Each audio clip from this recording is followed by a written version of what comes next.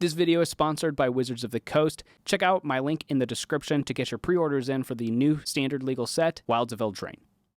Hey guys, welcome back. Wilds of Eldraine is almost here, and with it, they're doing a pretty cool thing. Back in Strixhaven, every single pack had a classic instant or sorcery with new art to make it look like it was from a spellbook. With the Brothers War last year, they took classic artifacts and reprinted them in the old frames to give them that retro artifact look. And with this set in Wilds of Eldraine, we have Enchanting Tales, which means that they are reprinting a bunch of classic enchantments with new art, and every single pack is going to have one. That means draft boosters, set boosters, collector boosters, they're all going to have one. Most of them have some kind of playability somewhere in some deck in some format, and they all look gorgeous. And with that said, I figured I would go ahead and do a top 10 for the best enchantments in Magic the Gathering. Now, I'm mostly basing the cards that I pulled for this list just based on their popularity. How often do you see these out in the wild? How often are people putting these in their decks? Specifically Commander, but also a little bit other formats. But then the actual ranking as to where in the top 10 that I'm putting them has more to do with my personal taste, keeping in mind how fun they are to play, how fun they are to play against, and yeah, power as well. And while not all of these are enchantments that are getting reprinted in Enchanting Tales, a lot of them are, and I will be making sure to show you all that cool new art as those come up in the list. Let's get into it.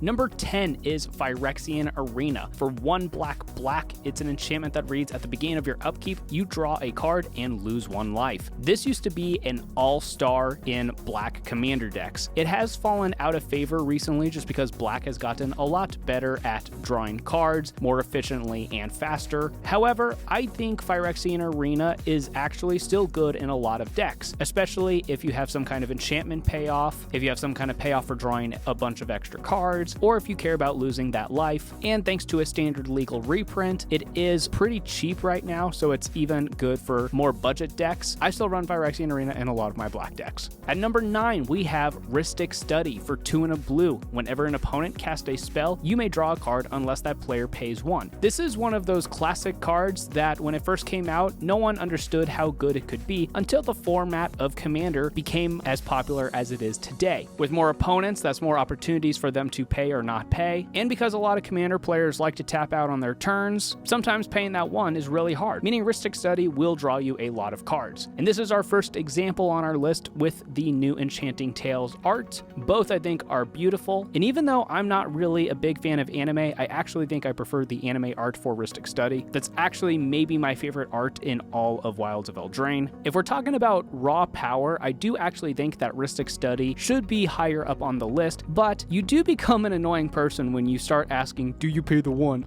with every single spell that is cast. But if you thought paying the 1 was annoying, wait till you see our number 8 card, which is Smothering Tithe. For 3 and a white, whenever an opponent draws a card, that player may pay 2. If the player doesn't, you create a colorless treasure token. Treasure tokens, of course, you can tap and sacrifice to add 1 mana of any color. Paying 2 when you draw a card is a lot harder to do than paying 1 whenever you cast a spell. With Rustic Study, you can adapt and slow down your game plan in order to keep your opponent from drawing cards. Smothering Tithe, though, it's a lot harder to keep your opponents from getting those treasure tokens. And again, if we were talking power scale, Smothering Tithe would be much higher up on the list. It's this low on the list just because you think asking to pay the 1 is annoying, paying the 2, oh, you're going to draw some hate on the table. But Smothering Tithe is a great card. It's a fun card to play. Every art for it has been very cool. Glad we got a reprint of it in Commander Masters. I pulled one of these extended border arts that are really neat. And when it first came out, I thought, wow, rampant white. But I mean, it's good enough, and especially because it only requires a single specifically white mana, it's good enough to show up in a lot of other decks as well. Moving on to number 7, we have Guardian Project. For 3 and a green. Whenever a non-token creature enters the battlefield under your control, if it doesn't have the same name as another creature you control or a creature card in your graveyard, draw a card. Now, I remember this card just being good generically when it came out, but it's even better in the grand scheme of Commander because Commander is a singleton format. But overall, if you have a creature-heavy deck, every time you play a creature, you're going to get to draw a bunch of cards. And if there's one thing I love to do, it's play big, scary creatures and draw cards as a result. I've seen the argument that maybe it shouldn't go in every creature-based deck just because it's an enchantment that is taking away a creature slot in your creature deck. But Guardian Project, I think, will draw you so many cards over the course of the game, assuming it gets to stick around, that it's absolutely worth it. Number 6 is Doubling Season. For 4 and a green, if an effect would create 1 or more tokens under your control,